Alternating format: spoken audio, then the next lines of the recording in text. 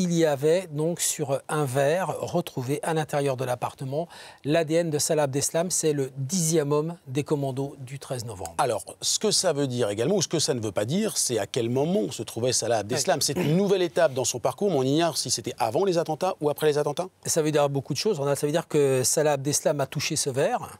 Est-ce qu'il l'a touché à l'intérieur de l'appartement ou est-ce que, bon, visiblement, voilà, c'est à ce moment-là.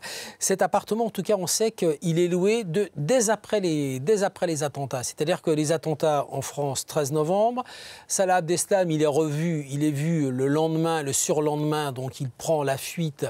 Il abandonne, c'est lui qui aura abandonné son gilet d'explosifs à Châtillon, donc au sud de Paris. Le lendemain, le 14 novembre, il est récupéré par deux amis qui viennent le chercher de Belgique en voiture, exfiltré.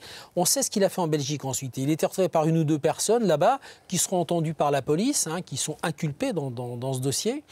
Et ensuite, on perd sa trace. Donc, il est très vraisemblablement passé dans cet appartement. C'est-à-dire que cet appartement dans lequel les policiers belges sont allés perquisitionner la semaine dernière, Salah Abdeslam y est vraisemblablement passé, parce qu'on n'y retrouve pas que son empreinte digitale, on y retrouve autre chose. Il y est vraisemblablement passé et il y était c'est peut-être l'un des hommes qui a pris la fuite. Ça veut dire que s'il est en fuite, il est complètement aux abois. Il n'a pas pu partir. Il y avait une deuxième arme qui était un fusil à pompe qui a servi à tirer sur les policiers. Mais il n'a pas pu partir avec ce fusil à pompe. On ne prend pas la fuite avec un fusil à pompe à la main dans un quartier complètement cerné par la police. On sait qu'il a pris des contacts, qu'il essayait d'entrer en contact avec d'autres personnes ensuite. Mais là, il est dans la nature.